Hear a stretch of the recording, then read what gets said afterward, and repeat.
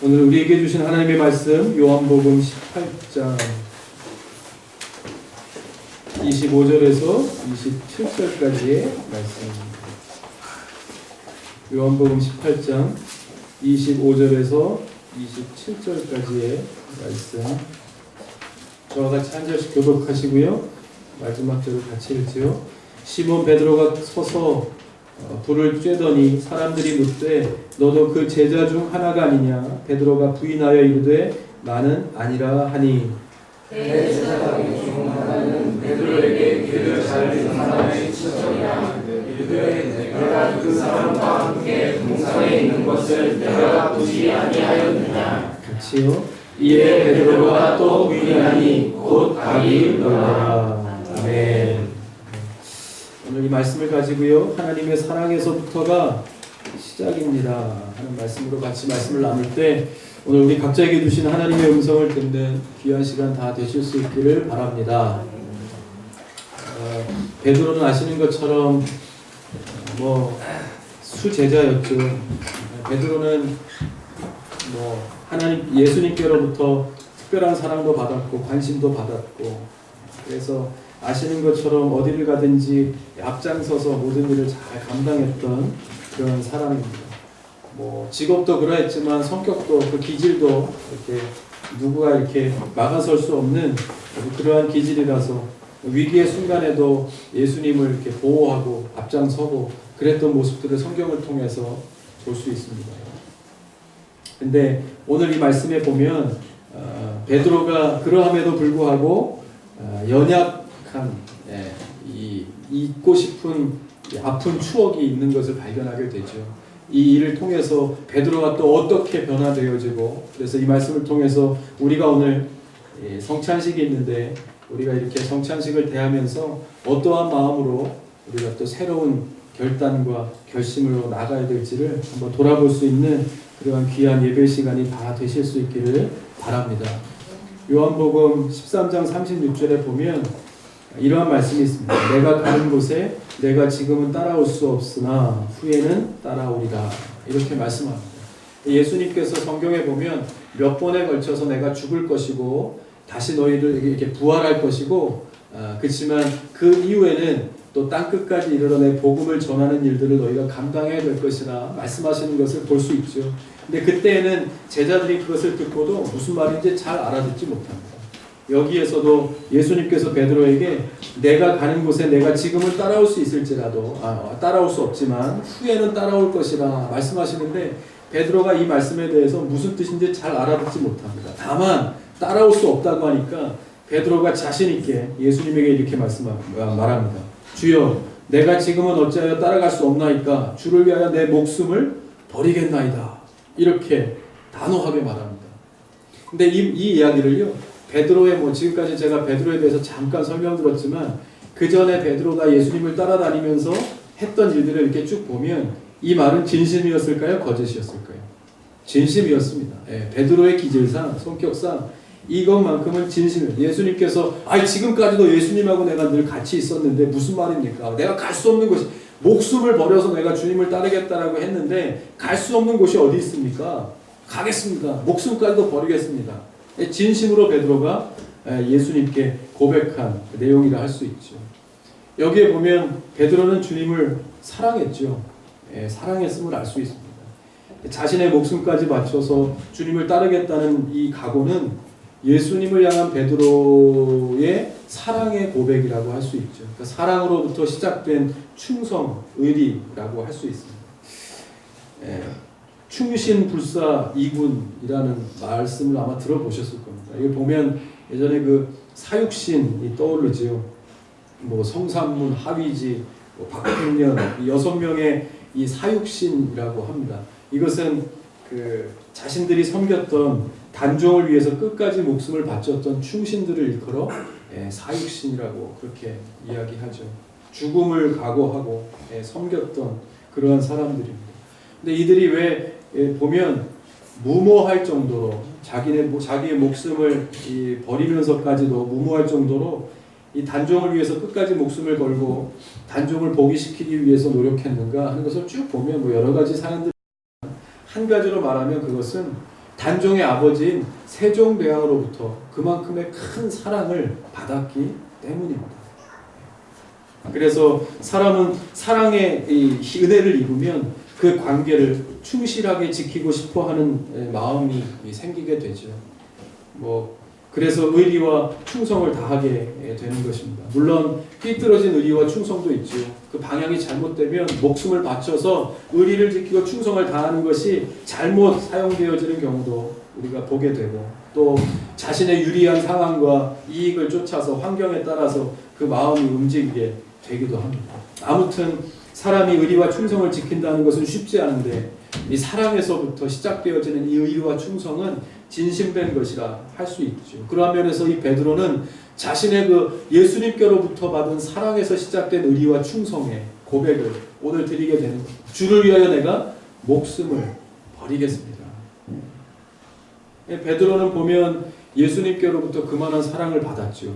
아까도 말씀드렸지만 어디를 가든지 가장 앞장서서 모든 기적의 순간에도, 그리고 모든 사람들에게 이적을 베푸는 순간에도 베드로는 그 장소에서 늘 수제자의 역할을 감당했던 것을 볼 수 있습니다.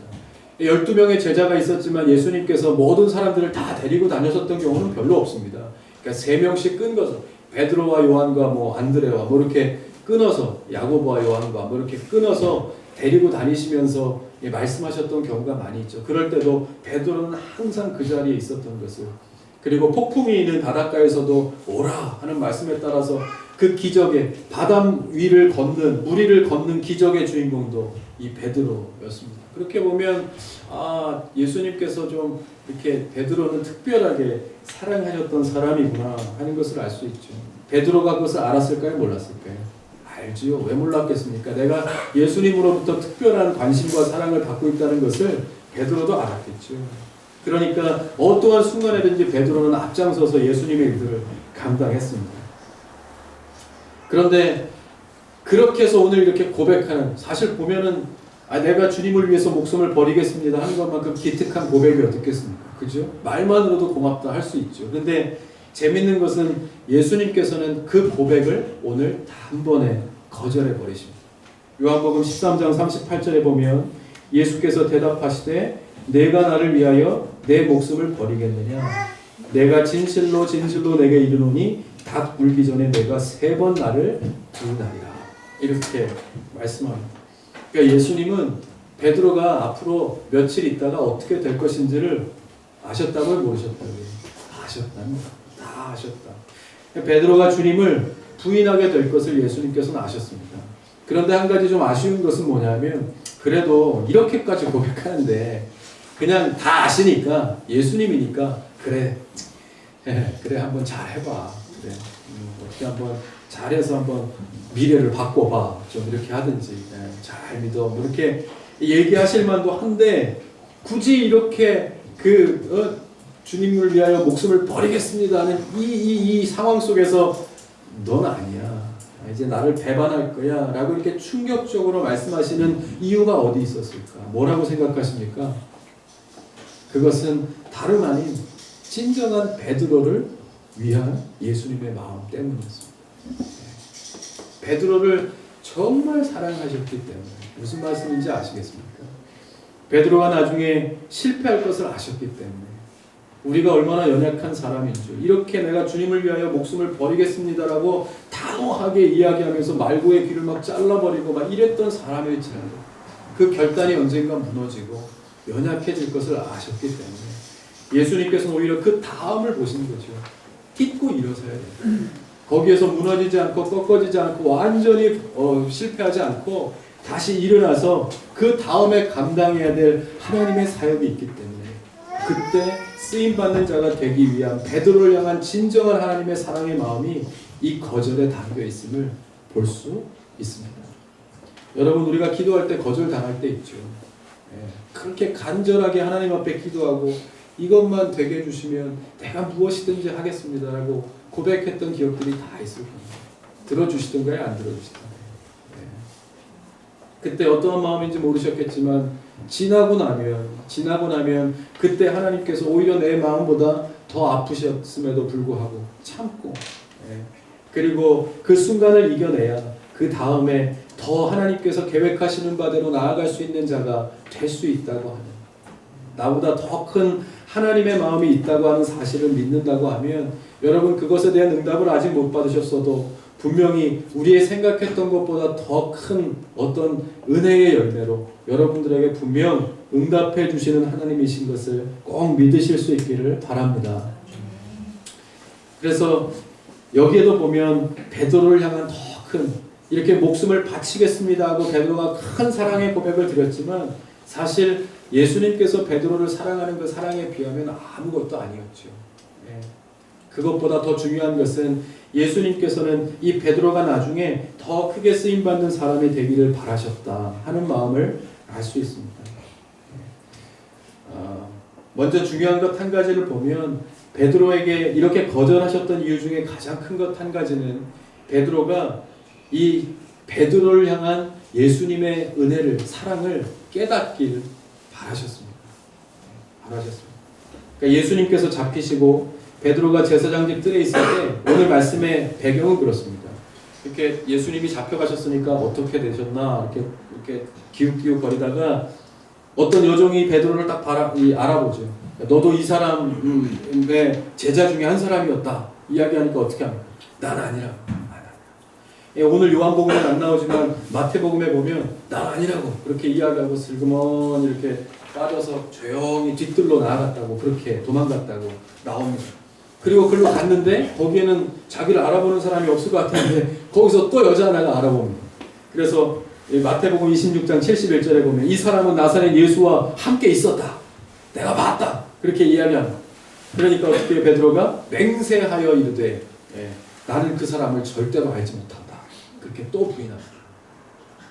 그리고 또 슬쩍 피해서 다음 장소로 옮겼는데 거기에서 또 운명과 같이 또 다른 사람을 만나는데, 이 사람은 정말 발을 뺄 수도 없이 누구냐면, 찾아보면 그 말고라고 하는, 예수님이 겟세마네 동산에서 붙잡힐 때 베드로가 안 된다고 해서 칼을 빼어 그 종의 귀를 잘랐는데 그 사람이 말고라고 하는 사람이었습니다. 예수님이 그러면 안 돼 하면서 다시 귀를 붙여주시죠. 그 말고의 친척 중에 하나가 그 자리에 있었다고 합니다. 그래서 내가 봤다, 그 자리에 있었는데 저 사람이 그 사람의 제자인 줄을 내가 봤다고 그렇게 말합니다. 그럴 때 베드로가 어떻게 합니까?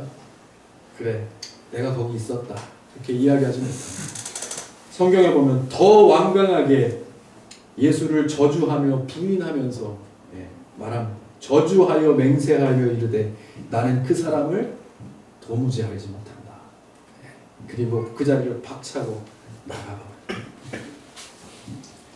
그때 어떻게 해요? 영화의 한 장면과 같이 닭이 웁니다. 꼭해요. 마태복음 26장 75절에 이렇게 기록하죠. 이에 베드로가 예수의 말씀에 닭 불기 전에 내가 3번 나를 부인하리라 하심이 생각나서 밖에 나가서 심히 통곡하니라, 이렇게 말합니다. 베드로는 예수님께서 하신 말씀이 생각나서 통곡했다. 근데 이제 초대교회 전승에 의하면 이후부터, 베드로는 그때뿐만이 아니라 그 이후부터 베드로는 죽을 때까지 새벽닭이 울기만 하면 가슴이 아파서 가슴을 치고 통곡하면서 울었다, 이렇게 기록합니다. 한번 생각해 보십시오. 얼마나 고통스러웠을까? 얼마나 고통스러웠을까?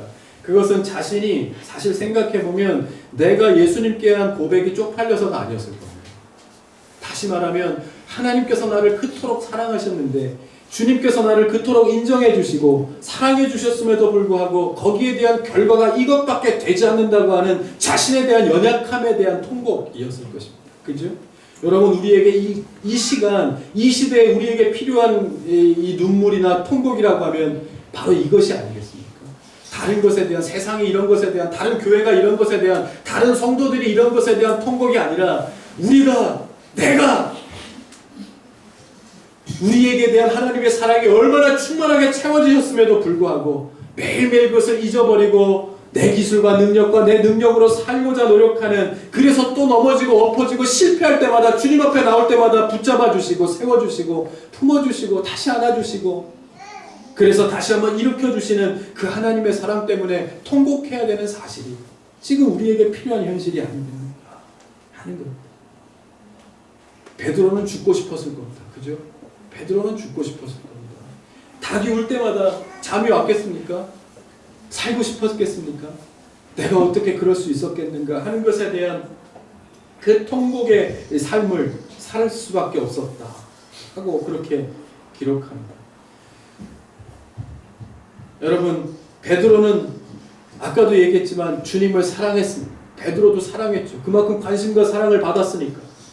그래서 목숨을 걸고 죽기까지 주님을 따르겠다고 결심하고 그렇게 고백했던 그 상황 속에서는 진심이었을 겁니다.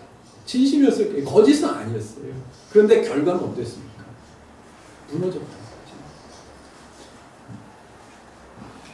거죠. 여러분, 우리가 기억해야 할 것은 그러므로 신앙생활이란 사랑으로도 되지 않고 우리의 결단과 결심으로는 되지 않습니다.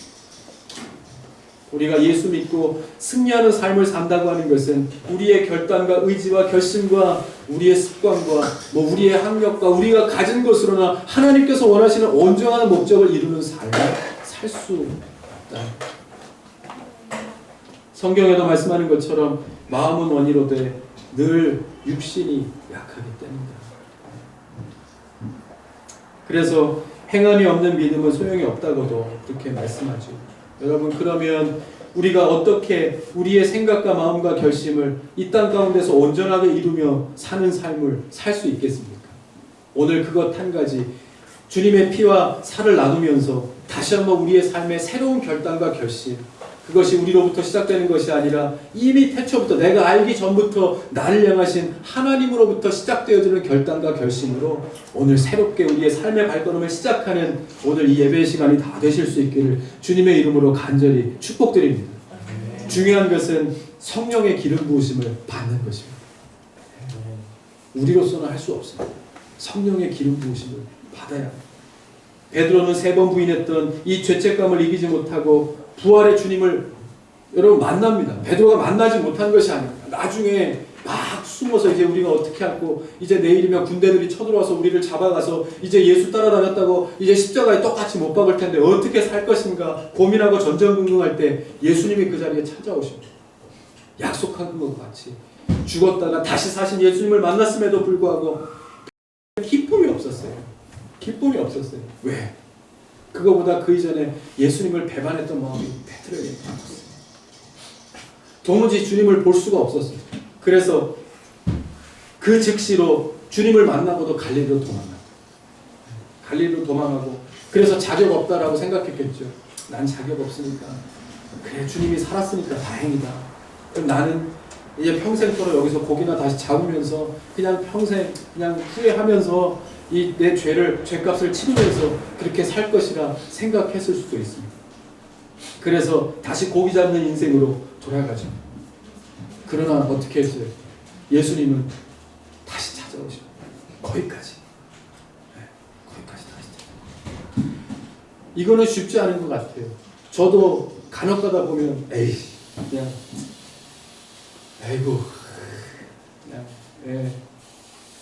어떻게 그럴 수가 있을까 섭섭한 마음도 들고 그럴 때도 많이 있지만 이런 마음을 보면 예수님을 따라가는 삶은 쉽지 않은 것 같아요. 어떻게 이럴 수 있을까 생각 그냥 이렇게 막 갚아주고 싶고 원수도 갚고 싶고 억울함을 얘기하고 싶기도 하고 야 네가 어떻게 그럴 수 있어 나한테 그렇게 얘기하고 싶은 때도 많이 있지. 예수님은 그렇지 않더라는 거예요. 예. 근데 그런 베드로를 예수님께서 또 거기까지 갈릴리까지 또 찾아오시고 3번이나 내가 그 사람을 알지 못한다고 예? 도무지 그 사람을 알지 못 내가 저주하면서 내가 그런 사람을 알면 내가 내 손에 잠을 짓겠다고 예. 그렇게 했던 베드로를 예수님께서는 찾아오시고 그리고 나서 야 내가 그 이전에 내가 이렇게 너를 사랑했잖냐 내가 너를 이렇게 특별하게 거기 동산에 올라가서도 엘리야를 만나는 주님을 만나는 그런 체험까지도 하게 해주고 그렇게 하지 않았냐 절대로 그런 얘기 하지 않으시고 그리고 물으시죠 네가 나를 사랑하냐 예수님께서 보시는 것은 지나간 시간이 아니라 지금이었습니다. 지금 여기에 이후에 나눌 이야기에 초점이 있는데 그것은 돌이켰는가 하는 겁니다. 너의 나에 대한 그 행동에 대해서 돌이키고 새롭게 나아가고자 하는 마음이 너희 안에 있는가 하는 것을 물으신 겁니다. 네가 나를 지금도 여전히 사랑하는가? 베드로는 대답할 수 없지요. 어떻게 내가 나를 사랑하느냐 하는 그 소리가 아마 꽃기요 하는 소리가 들렸을 겁니다. 계속 꽃기요 꽃기요. 예. 그래서 대답할 수 없었을 겁니다. 어떻게 대답합니까? 내가 주님을 사랑한다고 어떻게 고백합니까? 그런데 내 마음속에 있는 이 마음을 어떻게 보여드릴 수 있었겠습니까? 답답했을 겁니다. 그러다가 이 베드로는 그렇게 물으시는 주님 앞에 이렇게 고백합니다. 내가 주님을 사랑하는 줄 주께서 아십니다. 내가 주님을 정말로 사랑합니다 해봤자 누가 믿겠습니까? 누가 믿을 수 있겠어요? 내가 목숨까지 바치겠습니다라고 다 내가 얘기했었는데 그것을 누가 믿겠습니까? 베드로는 베드로 자신을 믿을 수 없었어요. 내가 아무리 주님을 내 마음속에 아무리 봐도 주님을 사랑하는 마음이 있어요. 주님을 사랑해요. 따르고 싶어요. 근데 이것을 표현할 수가 없었던 겁니다. 왜? 그 이전의 연약한 모습을 내가 아니까. 내가 이것을 또 주님을 사랑합니다 해도 배반하고 내일이라도 배반하고 돌아설 수 있는 마음이 또 내 안에 있는 것을 베드로는 알았기 때문에 나로서는 될 수 없습니다. 주님, 나로서는 주님을 사랑하는 마음이 있어도 이젠 고백할 수 있는 자격이 내게 없다는 것을 베드로는 알았다는 거예요. 그래서 이렇게 고백합니다. 내가 주님을 사랑하는 줄은 하지만 주님은 아신다. 왜? 그 전에 내가 배반할 것도 아셨다. 배반할 것도 아셨던 주님이 내 안에 주님을 사랑하는 마음이 한큼이라도 있다는 것을 주님은 아시지 않습니까? 주님이 아십니까?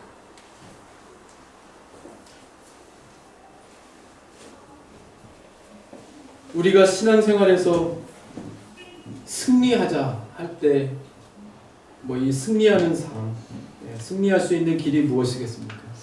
그것은 결단도, 의지도, 진심도, 열정도 다 아닐 거예요. 사람이 가진 결심도, 의지도 대단할 때가 있죠. 대단할 때가 있더라고요. 그 얼마 전에 보니까 그 엄홍길이라고 하는 등산하시는 분, 요 뒷동산이 아니라 큰 산 등산하시는 분이 나왔는데, 야 대단하더라고요. 맞나요? 16좌를 이렇게 등극하고 이렇게 대단한 거라고 그러더라고요. 근데 그분이 이제 거기 산을 탈 때 이게 안나푸르나라고 하는 곳은 예전에 우리 누가 이렇게 올라가다가 우리나라에서도 중간에 돌아가신 분도 계시고 정복을 못했다라고 그래요. 그래서 이 사람도 한 3번째 올라가게 되는데 첫 번째인가 두 번째 이제 가다가 거기서 잃었던 대원들이 한 6-7명 된대요. 근데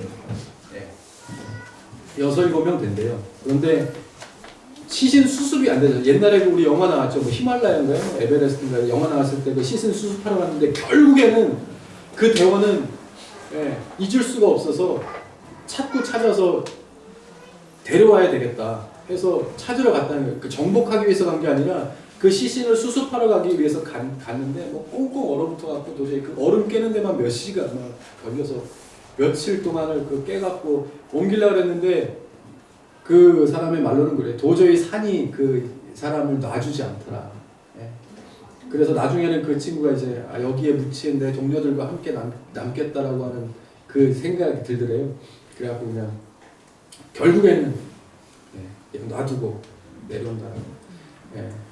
그래서 가는 곳곳마다 그 정상을 앞두고 그 바로 발치에서 넘어져 쓰러져 간 사람들도 많이 있고 거기는 워낙 추우니까 그대로 시신들이 남아서 이렇게. 근데 자기 몸 하나도 추스르기 힘든 상황에서 그 동료들이 아무리 어려운 가운데 있다라고 해도 데려올 수 없죠. 그리고 지난번에는 이렇게 앞에 사람이 가고 내가 이렇게 가는데 잠깐 바람이 불어갖고 고개를 숙였다가 딱 보니까 앞에 있는 사람이 없어졌대요. 거기 뭐라 그러죠? 그렇게 무슨 거기에 이렇게 빠졌다고. 거기에 이렇게 그냥 바로 빠져서 그냥 눈 이렇게 고개 숙였다가 이렇게 떴는데요. 바로 없어졌다 그래요. 그러니까 그런 상황 속에서 동료도 잃고 그리고 나서 그 다음에 안나푸르나를 또 도전하는데 앞에 있던 세파가 이렇게 천길만길 낭떠러져 이렇게 쫙 얼음을 타고 그냥 떨어져 버렸다. 잘못 헛디뎌서. 그러니까 끈을 묶어놨으니까 뒤에 사람도 같이 이제 두셋이 이렇게 묶여 있으니까 막 미끄러져 내려가다가 어쨌든 이렇게 한 30m 밑으로 이렇게 떨어지는데 눈밭이니까 다행히 눈 위로 이렇게 떨어졌는데 내려가던 도중에 이렇게 발에 그 밧줄이 이렇게 감기면서 확 떨어졌는데 떨어지고 이렇게 나서 정신 차리고 보니까 왼발은 그대로 있는데 오른발은 이렇게 뒤로 돌아가 있더래요. 근데 너무 춥고 막 그러니까 모르고 이 발이 왜 그러지? 그런 생각만 했대요. 그래갖고 그래갖고 이렇게 해서 돌렸더니 두두두두둑 하면서 다시 돌아가더래요. 그래서 맞춰줬구나. 그래서 일어났더니 발이 이렇게 덜렁덜렁 하더래요. 그러니까 완전히 끊어져 버린 거죠. 그래갖고 중간에서 이제 포기를 하고 내려오는데 뭐 살아야 되겠다는 생각만 들더래요. 살아야 되겠다. 그래서 내려오는데도 한 이틀, 하루 반 넘게 걸리는데 중간에 이제 그 발을 갖고 자고, 그래서 중간에서 자고, 그리고 한 발로 내려왔다라고 하는. 그래서 이렇게 내려오는 장면을 이렇게 찍었더라고요. 이렇게 밧줄을 의지해서 한 발로 내려오고. 그리고 그 다음에 와서 이제 네팔에서 수술이 안 돼서 한국으로 다시 그 발을 갖고 이송을 해서 대수술을 받고, 수술을 받았는데 이게 안 움직이는 거죠. 그러니까 걸을 때 그냥 이 상태로 움직이는 거죠. 이렇게 걸을 때. 근데 그 발을 갖고 다시 해서 그 다음에도 또 산을 5번인가요? 다 또 정복을 했다고. 그러니까 앞으로는 등산도 못할 것이라고 병원에서 얘기했는데 재활도 하고 했지만 뭐 나아지진 않았는데 그 발을 갖고 그 다음에도 또 등반을 했다고 하는 이야기를 들으면서 사람의 의지나 결심도 무시할 건 아니다. 참 대단한 사람들 많죠. 우리 주위에도 보면 뭐 그런 의지가 대단한 사람들을 많이 보게 됩니다. 그런데 사실 뭐 그런 면에 있어서는 대단할 수도 있지만 그러나 그것이 우리가 어떤 진리를 수호하고 또 우리가 믿는 예수의 말씀대로 그 말씀에 따라 살고 육신의 어떤 유혹과 사단의 공격을 결코 이겨내면서 살 수 있는 힘은 거기에 없다 하는 것을 우리는 인정할 수밖에 없죠. 아까도 말씀드렸지만 진리를 수호하지만 그 기준이 달라지고 사람들에 따라서 그 진리가 무엇이냐가 다 달라지니까. 마찬가지로 우리가 교회를 지켜야지 해서 지켜지는 것은 여러분 우리가 가면 갈수록 우리가 이렇게 사람도 많아지고 교회도 커지고 하면서 우리가 잊지 말아야 될 것은 하나님께서 우리에게 처음 우리가 태동하면서 우리에게 맡겨주신 사역의 그 마음을 절대로 잊어버려서는 안 됩니다. 그러면 주님 오실 날까지 그 일들을 순수하게 잘 이루면서 살 수 있는 그러한 교회, 그러한 성도가 되게 하여 주실 줄 믿습니다. 그래서 우리의 의지로 교회를 지키거나 우리의 결심으로 교회를 잘 되게 하는 것이 결코 아닙니다. 뭐예요? 성령의 기름 부으심이 있어야 합니다. 요한복음 2장 23절에서 25절에 보면 6월절에 예수님께서 예루살렘에 계시니 많은 사람이 그의 행하는 표적을 보고 그의 이름을 믿었으나 표적을 얼마나 많이 행했는지 신기한 이적을 얼마나 많이 행했는지 예수님을 다 믿게 됐다는 거예요. 그런데 예수는 그의 몸을 그들에게 의탁하지 아니하셨으니 이렇게 말씀합니다. 뭐예요? 자신을 믿고 따르는 사람들이 많이 있었지만 예수님은 결코 사람들을 의지하지 않으셨다. 성경에도 보면 예수님께서는 어려운 순간마다 하나님 앞에 나와 하나님을 붙듭니다. 왜? 성령의 기름 부으심이 필요했기 때문에. 이 땅에서 하나님의 사역을 감당하며 주의 일들의 주의 열매를 맺는 일들의 가장 필요한 것은 사람을 의지하고 나를 돕는 사람의 손길이 아니라 나를 도우시는 하나님의 손길이 있어야 가능하고 그것이 온전한 도움인 것을 예수님은 아셨기 때문입니다. 이 땅을 사는 동안 사람을 의지하지 않습니다. 여러분 사람은 지난주에도 말씀드렸지만 섬김의 대상입니다. 내가 상처를 받았어. 그 사람을 믿었기 때문이죠. 그 사람을 섬기고 그래서 예수님도 섬기기 위해서 이 땅에 오셨다고 그렇게 말씀합니다. 그리고 죄인을 위하여 의인을 부르러 온 것이 아니라 죄인을 부르러 왔다. 여기에 교회론이 다 담겨 있습니다. 교회가 존재하는 이유 의인을 위해서 있는 것이 아니라 죄인을 위하여 있고 눈물을 위하여 있고 기쁨을 위하여 있는 것보다는 오히려 깨끗한 사람들보다는 더러운 사람들이 와서 깨끗함을 입고 예수를 알게 되어지는 그것이 바로 하나님께서 이 땅 가운데 교회를 세우신 목적이라는 사실을 우리가 싸우는 것이 아니라 보이지 않는 것과의 싸움을 위하여 교회가 세워졌다는 사실을 예수님께서는 분명하게 말씀하고 있는 겁니다. 여기에 연약한 곳에 기름을 부으셔서 강하게 하시는 이유가 거기에 있습니다. 여러분 보십시오. 아브라함도 모세도 다윗도 야곱도 바울도 다 넘어졌습니다. 다 다 하나님께서 부르실 때 나는 이사야도 그랬고요, 아브라함도 그랬고요, 모세도 그랬고요. 보십시오.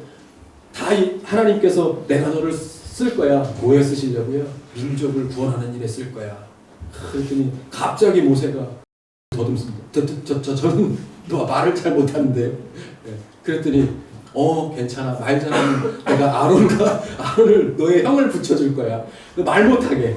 네. 다 그렇게 다 준비하셔서 주님의 일들을 감당할 수 있도록. 그러니까 보면 이분들도 다 넘어지고 연약했던 사람들이에요. 그런데 중요한 것이 무엇인지 아십니까? 그 연약한 사람들을 하나님께서는 쓰셨다. 마찬가지로 저와 여러분들도 그렇게 사용하실 겁니다. 사용하길 바라십니다. 그래서 보면 연약함이 은혜이죠. 이 사람들이 연약했기 때문에 얼마나 하나님을 만남으로 인해서 강함을 얻게 되고, 그것은 오늘 이 시대를 살아가는 우리에게도 똑같은 도전함과 또 흥분됨과 가능성을 줍니다. 그렇지. 아브라함도 그랬지, 다윗도 그랬지, 모세도 그랬지. 그러므로 이 시대, 이 민족을 이끄는 그 자리에 우리가 주님 앞에 순종하며 나아가고 은혜를 받고 기름 부으심을 받으면 우리 교회를, 우리 성도들을, 바로 나를 어떻게 사용하실지 그 소망을 따라 사는 것이 우리들 아니겠습니까? 오늘 바로 이 베드로의 주님 앞에 저주하며 무너졌던 그 모습을 통해서 다시 한번 똑같이 어떠한 것에서든지 무너져 있다고 한다면 그것을 다시 기름 부으심을 통해서 세우시길 원하시는 하나님의 마음, 하나님의 사랑을 우리에게 부어주시길 원합니다. 그래서 성경의 사람들이 다 고백하는 이유가 그겁니다. 고난이 내게 유익이라. 그죠? 우리가 늘 얘기했던 대로 아픈 만큼 성숙해지고, 그리고 이런 고통의 시간들이 있어야 더 기쁨을 느낄 수 있는, 고난이 유익이라고 하는 사실을 바울뿐만이 아니라 모든 사람들의 삶을 통해서 고백하고 있는 거 아니겠습니까? 이 허지웅이라는 사람 아실 겁니다. 그죠? 제가 허지웅을 참 안 좋게 봤어요. 혹시 아니신 분들은 모르시겠지만 좀 독설가 아니겠습니까? 또 좀 너무 이렇게 아주 날카롭고 사람이 글 쓰는 것도 보면 그렇습니다. 좀 이렇게 삐뚤어져요. 삐딱하고 삶도 그렇고 그랬습니다. 근데 보셨는지 들으셔서 아시겠지만 이 사람이 감기도 한번 걸리지 않을 만큼 건강한 사람이었는데 얼마나 철두철미한 사람인지 1년에 한 번씩 건강검진을 받았다 그래요. 오래 살려고. 나는 건강해야 돼. 그리고 독신주의라고 혼자서 다른 아나무인이고 혼자서 그렇게 열심으로 1년에 한 번씩 건강검진 받는데 그렇게 아프더래요. 근데 건강검진을 받으면 아무렇지도 않대. 건강하대. 건강하다고 나온대요. 나는 아픈데. 그래갖고 안 되겠다 싶어갖고 병원을 옮겨갖고 다른 병원에서 이제 조영제를 맞고 그리고 검사를 맡았더니 혈액암 말기 판정을 받습니다. 그게 아마 급성 림프종이라고 하는 혈액암 말기 판정을 받죠. 하늘이 무너지더라고요. 처음 하늘이라는 것도 한번 무서워해보지 않았던 이 사람이 하늘이 무너지는 것과 같은 첫 경험을 하고, 그리고 병원 마당 벤치에 앉아갖고 한숨을 쉬다가 삶을 정리하기 시작합니다. 그래서 나는 다행히 처자식은 없으니까 어려운 사람은 없고 집은 어머니께 드리고 현금은 동생한테 주고 이렇게 딱딱딱 나누니까 별거 없더래요. 그렇게 하고 그래 한번 할 수 있는 데까지는 해보지만 어쨌든 그렇게 이제 난 여기서 끝나는구나, 아무것도 아니구나 하는 생각을 하게 됐답니다. 그리고 이제 암 치료에 들어가게 되죠. 그리고 나서 이 1년에 그냥 치료를 시작하니까 더 몸이 아프더라는 거예요. 머리도 빠지고 눈도 빠지고. 그때 느꼈던 게 머리 이렇게 다 민 사람들이, 잘생긴 사람들이 진짜 잘생긴 사람이구나 하는 걸 느꼈대요. 그러면서 거울 보고 사진도 찍어놓고 그랬더만 1년 만에 완치 판정을 그래서 받습니다. 그리고 나서 이제 완치 판정을 받고 TV 매체에 나와갖고 그동안에 있었던 일들을 이렇게 이야기하면서 하는데요. 중요한 것은 이 사람이 바뀌었어요. 바뀌었다는 거예요. 그 1년에 죽음의 문턱까지 갔다가 다시 새로운 삶을 얻게 된 사람이 어떻게 변화되어지는지를 그야말로 정말 온유하게 바뀌었더라고요. 뭔가 넉넉해졌어요. 날카로움이 다. 그러니까 거기 출연하는 사람들이 그렇게 얘기하더라고요. 뭔가 바뀐 것 같다고. 다 이렇게 좀 날카로움이 이렇게 날카로움이 무뎌져서 너무 온유해졌다고. 근데 중간중간 사람들이 그렇게 응원을 해주더래요. 열심히 하세요. 살 수 있어요. 그렇게 하면서 응원을 해주더라는 거예요. 그 중에서 어떤 학생이 중학교 학생인가 그런데 그 앨범에다가 그 네잎클로바를 그렇게 많이 모아갖고 다 코팅해서 거기다 이렇게 넣어서 한두 개도 아니고 몇십 개를 앨범으로 딱 만들어서 보내왔다는 거예요. 근데 그 사연에 제가 이것을 만든 이유는 우리 할머니가 아프셔서 할머니께 드리려고 만들었는데 할머니가 돌아가셨다는 거예요. 그래서 더 이상 이것이 필요 없게 됐다. 그런데 우리 당신의 소식을 듣고 내가 이것을 보내준다. 힘내시라고. 그러면서 그걸 보내왔다는 거예요. 근데 허지웅이가 그걸 이렇게 보면서 최지웅이가 아니라 허지웅이가 그것을 이렇게 보면서 그런 생각을 했다는 거예요. 나는 내면 인간인데 아무것도 뭐 영화를 보든지 책을 보든지 한 번도 눈물을 흘려본 적이 없다는 거예요.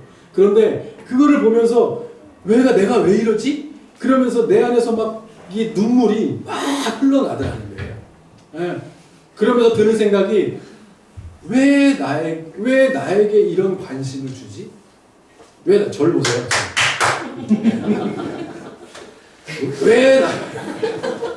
귀는 이쪽, 이거 들는 거죠. 왜 나에게 이런 사랑과 관심을 주지? 하는 생각이 들더라고요. 그러면서 눈물이 막 나는데, 막 댓글이 그다음부터 보이기 시작하는, 그전에는 뭐 댓글 보지도 않았죠. 왜? 자신을 공격하는 사람도 있었고, 나쁜 것들도 많았는데, 뭐 힘내세요, 하세요, 하면서 기도합니다 하면서 막 이렇게 하니까, 그것을 이렇게 들으면서 자기가 그것이 오히려 자기를 어떻게 만들어내는지 내 안에서의 치료가 시작되어짐을 느꼈다. 그렇게 하고 나서 고백합니다. 일단 첫 번째로 가정을 가져야 되겠다. 나도 남들이 하는 것처럼 살아봐야 되겠다라는 생각이 일단 들었고, 그리고 무엇보다 남들을 좀 도와줘야 돼요. 도우며 나처럼 겉으로는 모르겠지만 어려움 가운데 살아가는 사람들이 많이 있다는 것을 이제 봤으니까 그 사람들을 내가 좀 전하며 희망을 주는 삶으로 살아야 되겠다. 그렇게 이야기하는 것을 들으면서 사람이 한번 그렇게 거기 이렇게 갔다 오는 것도 괜찮겠구나 하는 생각을. 근데 이제 그렇게 아파서 정말 뭐 생이 끝났으면은 뭐 모르겠지만 그래도 그렇게 해서 다시 살았으면 더 다행이지만 그런 어려움을 통해서 정말 그 고난을 통해서 정말 유익을 얻은 사람이 이 사람이구나 하는 것을 자신이 그래요. 이런 새로운 삶을 얻게 되었다. 그렇게 고백하는 것을 듣게 되었습니다. 그런 면에서 보면 예수님께서 이 베드로에게 충격을 주신 이유가 거기에 있지 않을까. 앞으로 베드로가 감당해야 될 일들과 또 살아가야 될 시대는 지금 나와 함께 살아가는 시대도 아니고 더 무언가 강한 믿음이 있어야 살아갈 수 있는 시대임을 예수님께서 베드로의 배반할 수 있는 것들도 아셨던 것처럼 베드로가 살아가야 될 시대, 이 제자들이, 이 성도들이 살아갈 시대가 얼마나 각박한 시대인가를, 얼마나 험악한 시대인가를 예수님께서는 아셨기 때문에 지금의 잠깐의 아픔보다는 이것을 통해서 유익을 얻을 수 있다면, 다시 생각하고 돌이킬 수 있는 기회가 너에게 주어질 수 있다고 하면 그것이 너에겐 유익이야 하는 하나님께서 오히려 베드로가 주님께 대한 그 사랑의 고백으로 베드로가 산 것이 아니라 뭐요? 하나님께서 앞길까지도 돌아보시는 베드로에 대한 포기하지 않는 사랑으로 인하여 그 사랑 때문에 베드로가 변화되어지고 주님의 수제자로 살아갈 수 있는 그러한 것이었다 하는 것을 우리는 알 수 있습니다. 누가복음 24장 49절에 이렇게 말씀합니다. 볼지어다 내가 내 아버지께서 약속하신 것을 너희에게 보내리니 너희는 위로부터 능력을 입혀질 때까지 이 성에 머물라. 예수님께서 이 승천하시기 전에 제자들에게 부탁합니다. 기다리라. 제자들은요 지금 막 부활하신 주님을 만났으니까 지금 이 뜨거운 심정을 갖고 나가서 외쳐야 주님이 살아나셨다고, 보라고 내가 얘기했지 않냐고, 주님 살아나셨다고 막 외치고 싶은데 기다리라. 너의 그 열정과 지금의 막 가슴 벅찬 그걸로 예수 전하는 게 아니라는 거예요. 그걸로 하는 게 아니라 사람에 대한 충성과 사람에 대한 의리로 예수를 믿고 교회를 세워가는 것이 아니라는 것을 주님께서는 분명하게 말씀하십니다. 기다리라. 뭘 기다려요? 성령을 기다려야 된다. 아무리 급해도 기름 부으심이 있어야 이 땅을 살아갈 수 있다 하는 것을 주님께서는 이 베드로에게도 제자들에게도 말씀하시는 것입니다. 그래서 스가랴서 4장 6절에 이렇게 말씀합니다. 이는 힘으로 되지 아니하며 능력으로 되지 아니하며 오직 나의 영으로 되느니라. 이게 무슨 말씀입니까? 스룹바벨이 돌아와서 성전을 재건하면서 고백한 겁니다. 성전을 재건하는 것, 어디서 돈이 있어서 벽돌을 사와서 잘 만들어서 이렇게 기술자가 있어서 그래서 세워지는 것이 교회가 아니라는 것을 말씀하는 겁니다. 세우다 보니까 뭐예요? 내가 잘 세울 수 있지만 그냥 잘 세운다고 그것이 교회가 되는 것은 아니라는 것을 스룹바벨은 깨달은 겁니다. 뭐예요? 이 안에 하나님의 영이 충만해야 하나님의 영으로 충만하고 하나님의 영을 간절하게 갈급해하는 성도들이 모여 예배할 때 그것이 진정한 하나님의 교회가 될 수 있음을 스룹바벨이 고백하고 있는 겁니다. 우리의 힘과 능으로는 되지 않아. 오직 하나님의 영으로만 되는 것이다. 고백하고 있는 것입니다. 여러분, 그렇게 보면 우리가 다 하나님의 교회죠. 하나님의 교회도 마찬가지고 하나님의 이 교회들도 마찬가지고 우리의 삶도 우리의 가정도 우리의 사업도 다 마찬가지고 우리의 의욕과 충성과 열정, 지난주에도 말씀드렸지만 실패하기 위해서 실수하기 위해서 그거 다 감안하면서 사는 사람이 누가 있겠습니까? 그러면서 계획하고 그러면서 사업을 하고 그러면서 일하는 사람이 누가 있겠습니까? 그러함에도 불구하고 예기치 않게 불가항력적으로 닥쳐고 나를 이렇게 넘어뜨리게 하는 그러한 일들 때문에 우리가 늘 노심초사하며 사는 것 아니겠습니까? 어떻게 이기면서 사시겠습니까? 앞으로도 많이 남았습니다. 앞으로도 어려운 일들이 많이 남았고 실패와 실수의 순간들이 아무리 내가 열심히 산다고 해도 그것과는 상관없이 놓여 있어요. 어떻게 살겠습니까? 하나님의 영으로만 살 수 있다. 오늘 성경은 우리에게 그 답을 주고 있는 겁니다. 우리의 가정도, 우리의 사업도, 우리의 일터도, 나의 삶도, 내 계획도 그 안에 그냥 온전하게 세워진다고 그것이 완벽해지는 것이 아니라 그 안에 기름 부으심이 있어요. 성령의 그 하나님의 영으로 충만해야 온전한 하나님의 뜻을 이루는 교회가 될 수 있음을 오늘 우리에게 이 말씀을 통해 가르쳐주고 있는 겁니다. 여러분, 오늘 예배를 통해서 하나님께서 우리에게 기름 부어 주시기를 소원합니다. 네. 그래서 다시 한번 우리의 삶으로 나아갔을 때는 지난 일주일 동안보다도 더 온전한 삶으로 나아가게 하시며 기름 부으시고 내 머리에 손을 얹어 안수해 주시는 그 따뜻한 주님의 손길 가운데 우리의 삶을 저와 여러분 다 되실 수 있기를 바랍니다. 여러분, 기름 부으심의 이 증거 한 가지, 거기에 꼭 필요한 것 한 가지만 말씀드리고 우리 성찬 나누죠. 하나는 뭐예요? 회개입니다. 돌이키는 것. 기름 부으심의 증거라고 하면 이것입니다. 베드로는요 3번 부인하는 사건 후에 웁니다. 통곡을 하면, 아니 그 이유가 아니라 아까 말씀드렸던 것처럼 주님 만나는 베드로는 그 마음이 너무 아파. 나중에 보면 그 능력 가운데서 기름 부으신 다음에 그 삶이 완전히 바뀌지 않습니까? 그죠? 기다리라 했던 그 순간에 주님 주신 그 성령의 영으로 충만하고 이제 땅끝까지 내 증인이 되라 하신 그 말씀대로 나아가 목숨을 걸고 복음을 전하다가 나중에 십자가에 달릴 때 내가 어떻게 주님과 같이 십자가에 똑바로 달릴 수 있어? 내가 뭔데? 주님을 3번이나 부인했던 사람인데 나는 거꾸로 달린다. 그래서 십자가에 거꾸로 달려 주님 만나러 갑니다. 이런 베드로의 삶으로 변화시켰던 그 과정 가운데는 통곡이 있었어요. 평생 트라우마 같은 주님을 부인했던 그 빚진 자된 마음에 그 마음이 다시 넘어질 때마다 일으키고 실패할 때마다 일으키고 또 우리가 살아갈 때 아까도 얘기했던 예기치 않은 일들을 만날 때마다 다시 내가 더한 아픔도 주님께 드렸는데 이걸 내가 못 이기겠어 하는 마음으로 그 고비고비를 넘겨 결국에는 주님께서 맡겨주신 사명을 다 감당했다 하는 것. 여러분, 베드로에게 있어서 전에 보면요 눈물에 대한 기록이 없어요. 눈물에 대한 기록이 없어요. 그런데 부활하신 그 주님 전에 주님을 부인하고 나서 그 닭이 울면서 철저하게 주님 앞에 엎드리며 통곡할 때 베드로는 뭐예요? 잃어버렸던 눈물을 회복하고 주님께. 그 이전에는 주님을 그렇게 앞장서서 쫓아다녔고 오병이어의 기적 속에도 죽었던 자를 살리는 기적 속에도 늘 함께 있었지만 그렇게 분주하게 따라다니는 삶이 내 진정한 믿음의 고백은 아니었다는 것을 깨닫게 된, 이전은 중요한 게 아니고 지금서부터 내가 주님을 다시 만나고 기름 부으심을 받은 그 순간부터 내 삶에 주님께 대한 통곡의 이 마음이 다시 회복되어 눈물이 터져나오는 이 순간부터가 진정한 베드로의 새로운 삶이었음을 그대로 볼 수 있습니다. 시편 34편 18절에 여호와는 마음이 상한 자를 가까이 하시고 중심으로 통회하는 자를 구원하신다, 이렇게 말씀합니다. 여러분, 교회는 죄인들이 많아요. 의인들이 많을까요? 죄인들이 많을까요? 당연히 죄인들이 많아요. 의인이 많으면 내가 의인을 부르러 온 것이 아니라 죄인을 불러 가기 위해서 왔다고 주님께서 그대로 교회론입니다. 교회가 존재해야 하는 이유에 대해서 그대로 말씀하신 겁니다. 교회가 존재해야 하는 이유.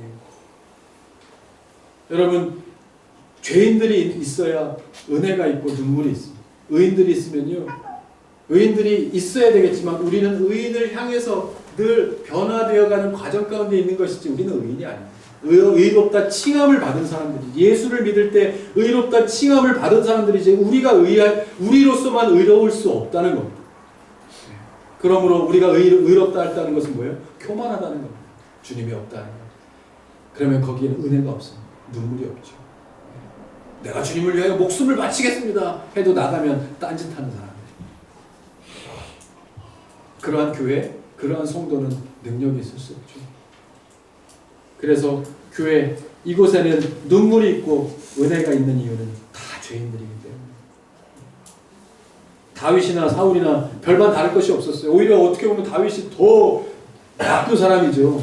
더 거듭해서 죄를 짓고 또 더 큰 죄도 더 많이 졌습니다. 그러나 다윗이 그래도 성경의 인물을 통해서 하나님께 인정받을 수 있는 이유는 뭐겠습니까?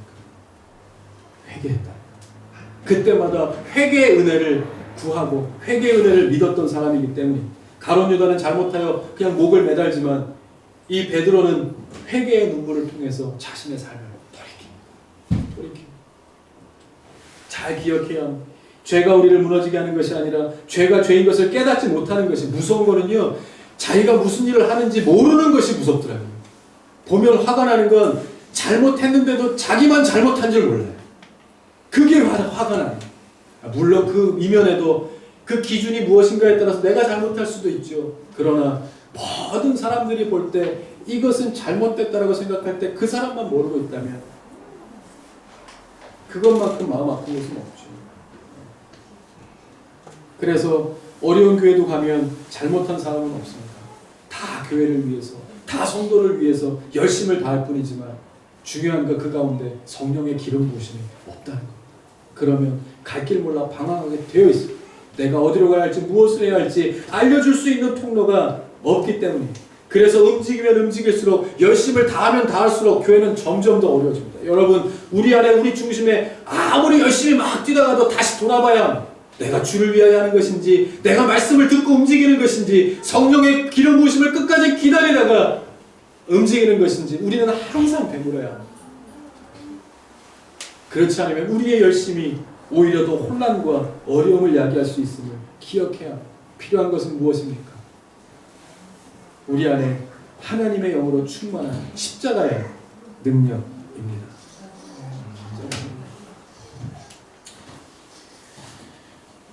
오늘 우리는 성찬을 하고자 합니다.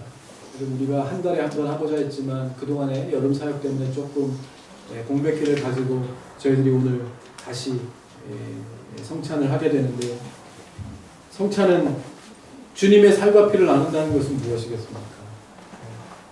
우리가 하나님의 자녀 됐음을 다시 한번 기억하는 것입니다. 그리고 더 중요한 것은 이 흘리신 물과 피가 나를 위한 것임을 되새깁니다. 그 십자가에 달리신 하나님의 사랑이 오늘도 살고 있는 것이 내 힘과 기술과 능력과 내가 하나님께 대한 사랑의 고백으로 내가 이 자리에 와 있는 것이 아니라 보이지 않는 하나님의 사랑의 끈으로 나를 어느 순간에든지 끌려다니시면서도 넘어지면서도 놓치지 않으려고 붙잡고 계시는 그 하나님의 사랑과 은혜의 손길로 인하여 우리가 오늘도 이 자리를 지키고 살아갈 수 있고, 어떠한 상황 가운데 있을지라도 다시 베드로를 아프게 하셨지만 다시 일으키실 그날을 위해서 말씀하신 것과 같이 오늘도 우리를 이 자리에 불러주신 건 뭐예요? 지금 이 순간, 그리고 앞으로 우리가 혹시 실패할지라도 다시 일으키시기 위한 하나님의 계획이 반드시 있다는 사실을 잊지 않고 하나님의 사랑에서부터가 시작임을, 오늘 우리가 주님 나누어 주시는 이 살과 피를 함께 나누어 먹고 마시면서 오늘 이 자리에 충만한 기름 부으심을 기다려 우리의 삶에 충만한 하나님의 은혜가 임하는 귀하고 복된 예배 시간 다 되실 수 있기를 주님의 이름으로 간절히 축복드립니다.